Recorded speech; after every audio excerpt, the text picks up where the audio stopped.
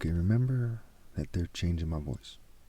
I'm glad I did things my way and not the American way or the West or any other way.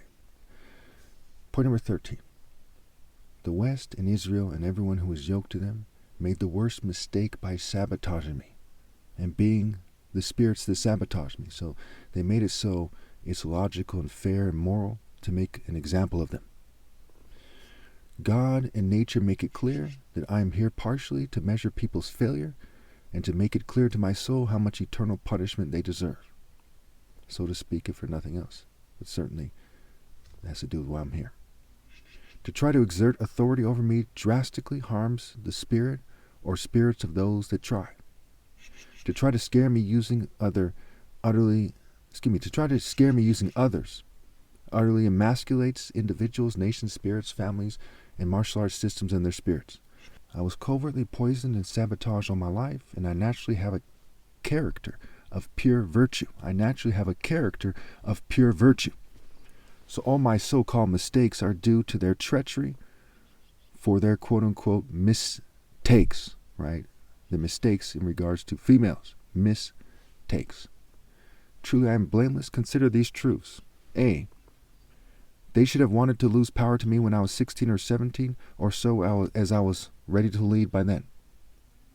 My arguments and discussions have proven this definitively. B. My identity and actions did not threaten their social clubs, corporations, political orders, churches, and other group orders to any significant degree.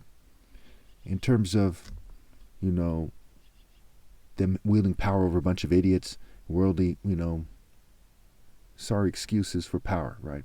And I mean that they could still have idiots following them, okay, because the world wasn't going to give me my rightful place and complete control over it in that way. This is obvious because obviously people were not bred to have the heart to rally to me. C. One must make the distinction between a magical fairy Jesus that is literally on a cloud that gives you everything you want, right, which is an absurd idea, and the reality of the idea that their fake Jesus is superimposed on. I'm the reality. People were and are not mature enough to rally to the real one, and they had their hands out waiting for a fake one. Or they were doing something else that was shallow and senseless. Jocks, rockers, emos, goths, freaks, sex workers, political activists, skaters, surfers, artists, teachers, gangsters, pimps, hustlers, thugs, nerds, pretty boys, racers, anime fans, K-pop, police officers, military personnel, other martial artists, etc., and every other group you can think of are not true and holy warriors. Okay? Immediately, just by their identity, you should know they're far beneath me. An attractive female should have especially known, but they're raised so poorly they're quick to give their bodies to rebels with not a speck of moral worth. It's unbelievable. That's one of the hardest things to believe in this story, that attractive females are so dumb. D. When we look at the lack of character, their motives, their culture, races, religions, and philosophies, we can tell that they would not rally to me. They are social norm fanatics.